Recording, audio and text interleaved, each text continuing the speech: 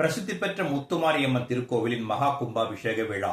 ஆயிரக்கணக்கான பக்தர்கள் பங்கேற்று சுவாமி தரிசனம்.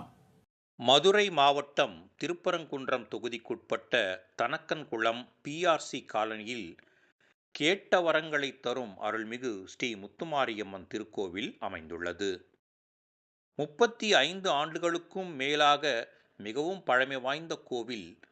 பக்தர்கள் கேட்டுக்கொண்டதற்கு இணங்க கோவில் நிர்வாகத்தினர் கோவிலை புனரமைத்து கும்பாபிஷேகம் நடத்த ஊர் பெரியோர்கள் திட்டமிட்டிருந்தனர்.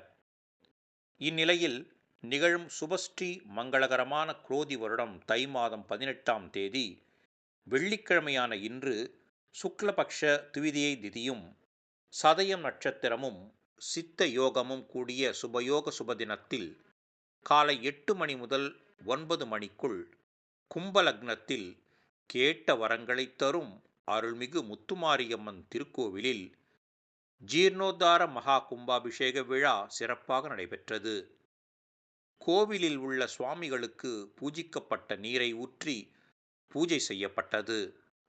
கோவில் விமான கோபுரத்தில் உள்ள கலசத்தில் புனித நீரை ஊற்றி கேட்ட வரங்களை தரும் முத்துமாரியம்மனுக்கு பக்தர்களின் ஓம் சக்தி கோஷங்கள் முழங்க அபிஷேகம் நடைபெற்றது. முன்னதாக நேற்று யாகசாலை பூஜைகள் தொடங்கப்பட்டு பல்வேறு இடங்களில் இருந்து கொண்டு வரப்பட்ட புனித நீரை யாகசாலை பூஜையில் வைத்து பூஜை செய்தனர். அதேபோல் சுவாமிக்கு 16 வகையான அபிஷேக தீபாராதனை நடைபெற்றது.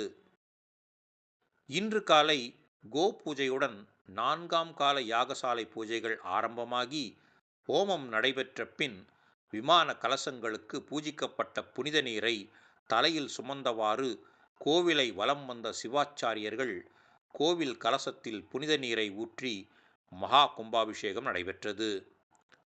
கலசங்களுக்கு தெளிக்கப்பட்ட புனித நீரை சுற்றியிருந்த பக்தர்களுக்கு தெளிக்கப்பட்டு அன்னதானம் வழங்கும் நிகழ்ச்சியும் நடைபெற்றது.